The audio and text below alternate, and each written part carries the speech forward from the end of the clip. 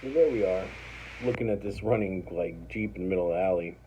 I'm just standing there like shrugging my shoulders, smoking my cigarette. And the first guy that said something, like I really didn't know him that well or anything. I don't really know his real name.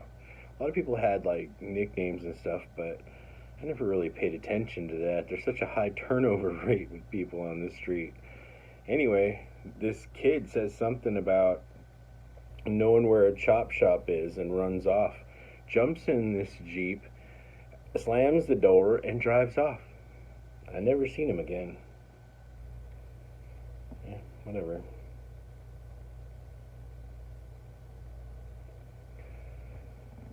I remember leaving my house like one day, like my mom had a house there in Seattle for a while, and so I actually had a place to be. And I wasn't on the street, but I remember walking downtown and praying the whole time. Like I mean, I'm on a mission to go get high on heroin. I'm gonna go slam dope, but I didn't want to at that moment. I was trying to not do that anymore. I was trying to do something else, like switch it to weed or switch it to alcohol or something. But I couldn't stop myself. I remember praying on the way there and getting it, and then all of a sudden I'm high, and then I'm just standing there nodding out on a street corner, like walking back, and I'm mad at myself, and I did it again, and I couldn't stop.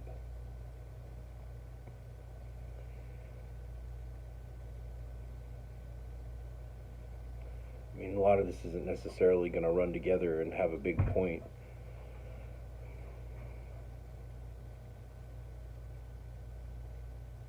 I remember being loaded every day at school.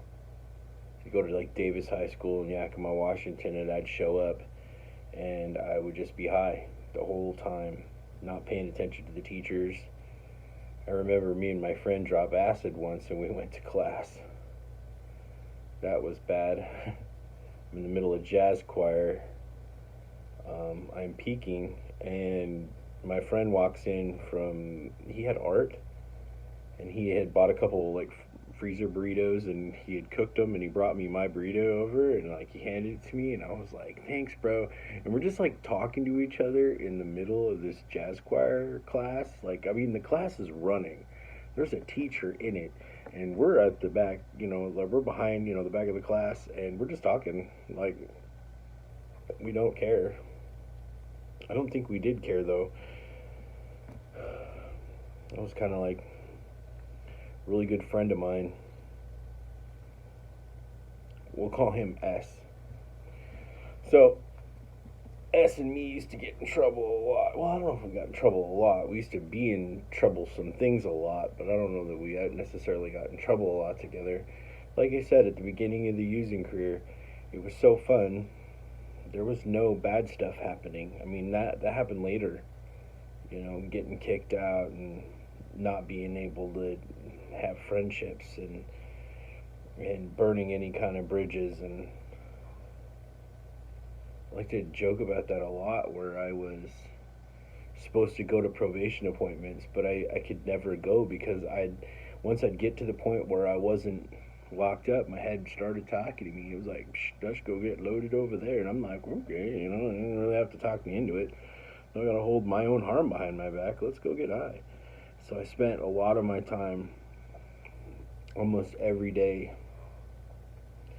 I remember being with some of my friends. We're in like a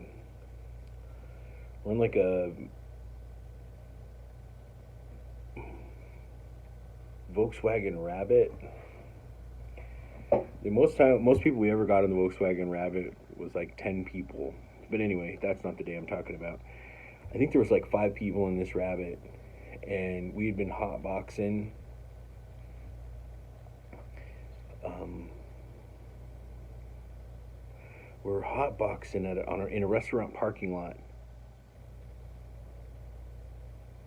and we pull out on First and just start driving, and all of a sudden the Christmas lights come on, and we're being, pulled over by policemen. So all of us, we roll down the windows really fast, and all 5 of us light a cigarette at the exact same time. And I'm sure that it looks like a chimney from all sides of this car, just rolling out, just billowing out of this car. And we get over to the side of the road, and the driver, P, let's call him P, um,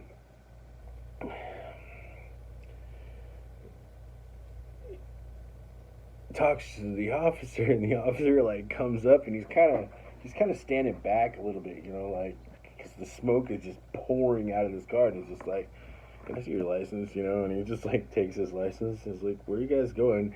And he's just got his hands at like 10 and 2, and he's just like in the most um, calm way possible. He's just like, "Oh, we're just headed home right now." And I think he gives back the license. I mean, I don't really remember it, but I don't know if you even think we got a ticket. I think he just told us to go home. I mean, that's when it was kind of innocent still. I remember being in that Volkswagen Rabbit a lot. I mean, I think one of the longest we looked for weed one day was like 8 hours. That was in Yakima. And it kind of jumped back and forth. I remember being on probation once, and the probation officer told me, "Well, if you go 2 states away, I won't extradite you." And I'm like, huh. So I get in a car and I rode 200 miles. I get out, I'm in Seattle. I get on a train. I rode 13 hours on a train. I get out. It's Browning, Montana. I get out of that train. I get into a car, and I rode 40 minutes, and I got out, and I'm in Heart Butte, Montana, on the Blackfoot Reservation. And I get out. Stayed there a couple weeks, or a couple months or whatever, but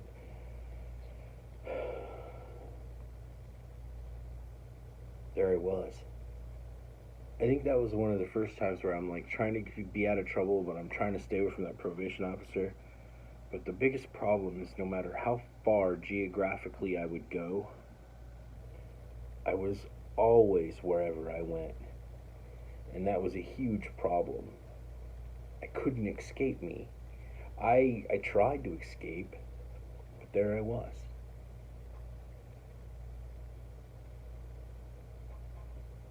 I remember years later watching this movie. It was called Groundhog Day.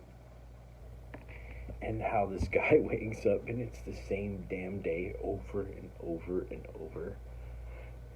It's where he can predict what's going on because he knows exactly what everything is, and he's stuck in this time loop where it's the same damn day over and over and over again. Well, that's what it became. I mean, I wake up, I'm getting loaded, I'm doing stupid crap all day long, I'm getting in trouble, and then I go to sleep, and I'd wake up, and it's the same damn jail and drugs and stupid shit, and talking to the judge again, and probation officer, and over and over, 20 some tickets to say you don't drive a vehicle anymore, and at the end, I'm just walking everywhere because I lost my license. My bike got stolen. I mean, it was a complete country song.